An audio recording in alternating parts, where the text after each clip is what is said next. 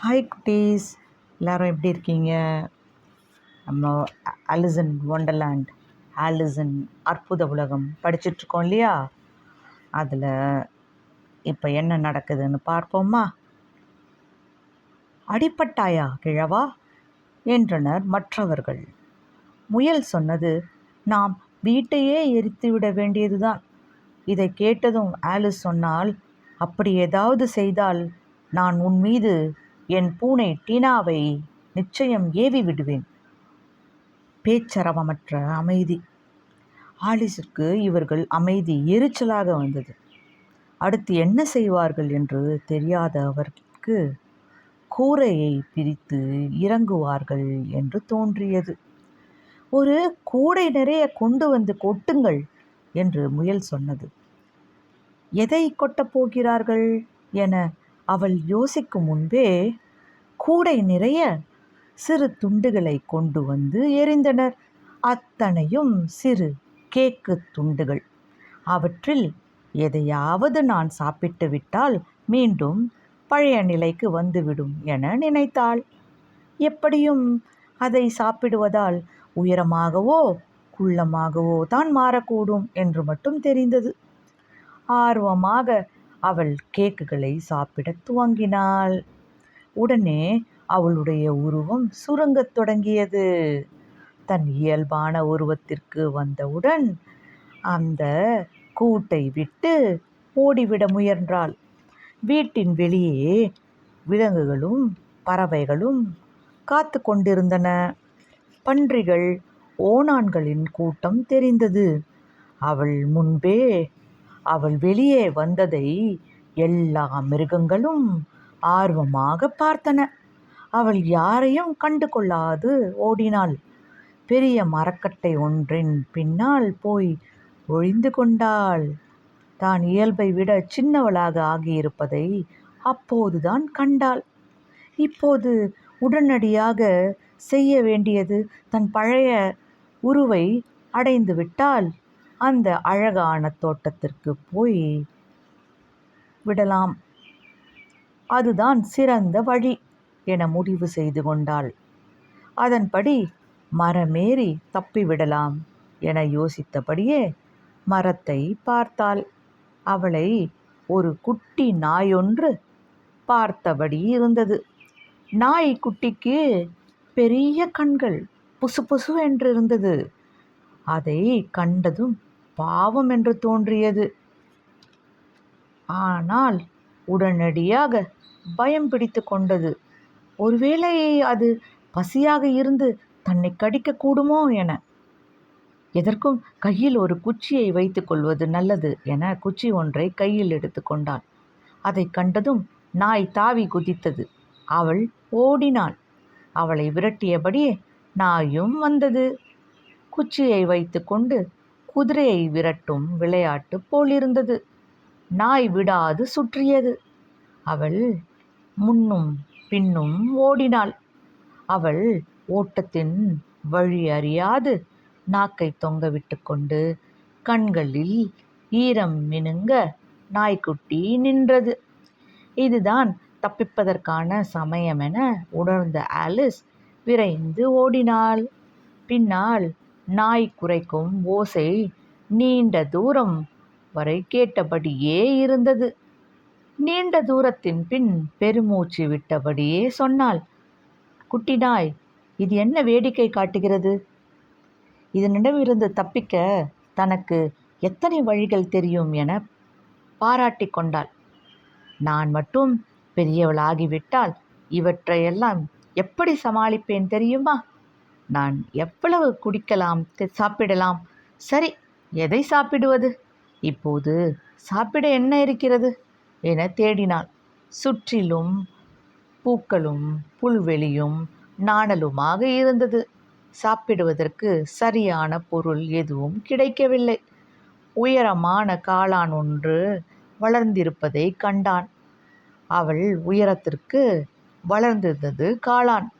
காளானின் உச்சியில் எதுவோ உட்கார்ந்திருப்பது போல தெரிவதை உயரமாக எவ்வி காளானின் மேல்புறத்தில் பார்த்தபோது அங்கே கம்பளிப்பூச்சி ஒன்று ஒய்யாரமாக உட்கார்ந்து கொண்டு ஹூக்கா புகைத்து கொண்டிருந்தது. அவள் பார்ப்பதையோ அல்லது வேறு எதையுமே அது ஏறெடுத்தும் பார்க்கவில்லை. கம்பளிப்பூச்சி அப்போது அறிவுரை சொன்னது. என்ன அறிவுரை? ஆலிஸும் கம்பளிப்பூச்சியும் ஒருவரையொருவர் மௌனமாக சில நிமிடம் பார்த்து கொண்டார்கள். சில நிமிடத்தின் பின்பு தன் வாயிலிருந்து புகைப்பிடிக்கும் குழலை எடுத்துவிட்டு அசாதியான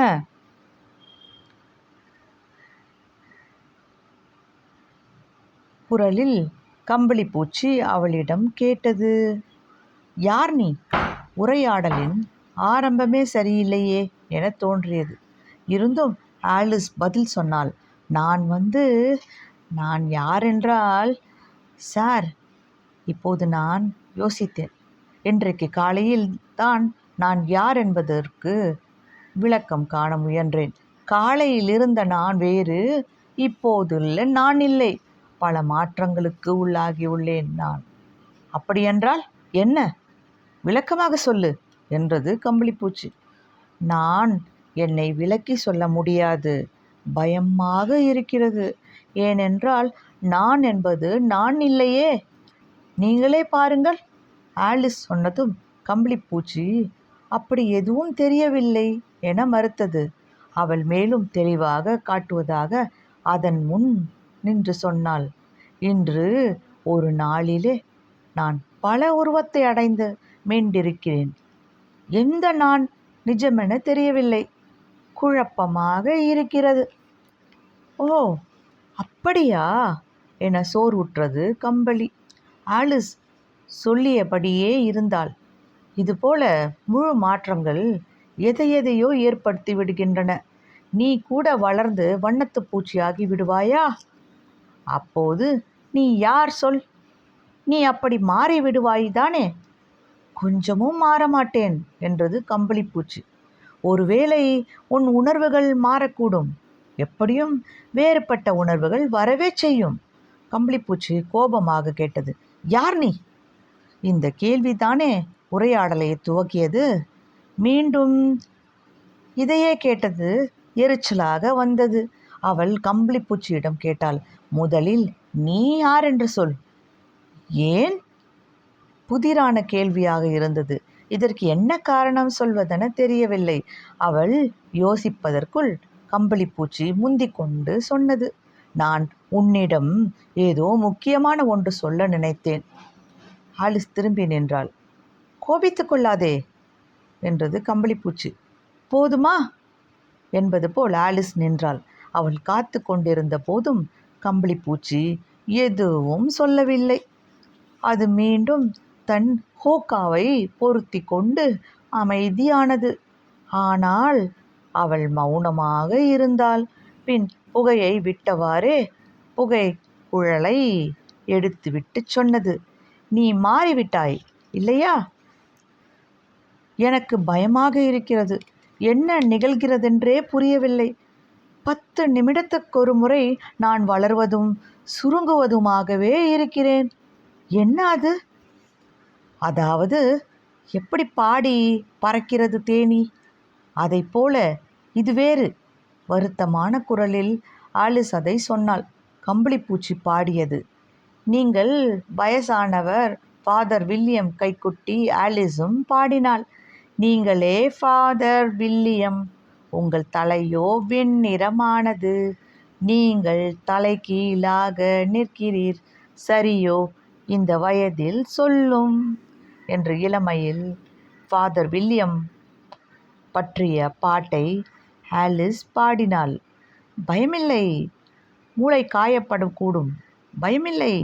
என்னிடம் எதுவும் இல்லை. திரும்ப திரும்ப இதையே செய்வேன். இப்படியாக பாடிக்கொண்டிருந்தாள். ஒரு நீண்ட பாடலை. பாட்டுக்குப்பை. ஆரம்பம் முதல் கடைசி வரை அத்தனையும் தப்பு என்று கம்பளிப்பூச்சி அவளிடம் சொல்லிவிட்டு பின் அமைதியானது.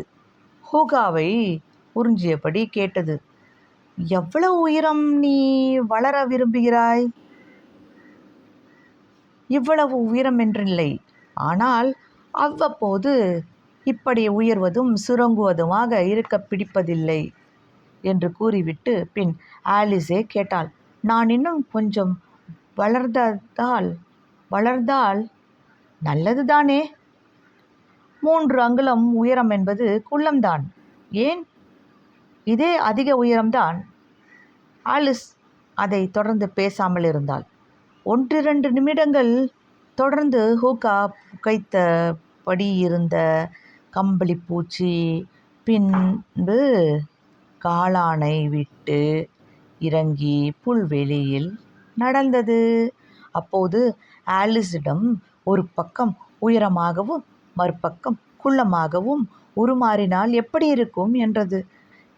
எதன் ஒரு பக்கம் என்றாள் ஆலிஸ். அதான் காளான் என்றபடி ஹூக்காவை பிடித்து புகைத்து விட்டது. ஆலிஸ் அந்த காளானையே பார்த்து கொண்டிருந்தாள். அவளுக்கு கம்பளிப்பூச்சியின் கேள்வி வினோதமாக இருந்தது. எதனுடைய எதன் என அவளாகவே கேட்டுக்கொண்டிருந்தாள். அடுத்த நிமிடம் அவளுடைய கன்னத்தில் ஏதோ உரசியது. என்னவென்று பார்த்தாள். அதற்குள் அது அவள் உடலில் பட்டு எரிச்சலாக்கியது. அந்த ஸ்பரிசத்தில் அவள் குள்ளமாக தொடங்கினாள்.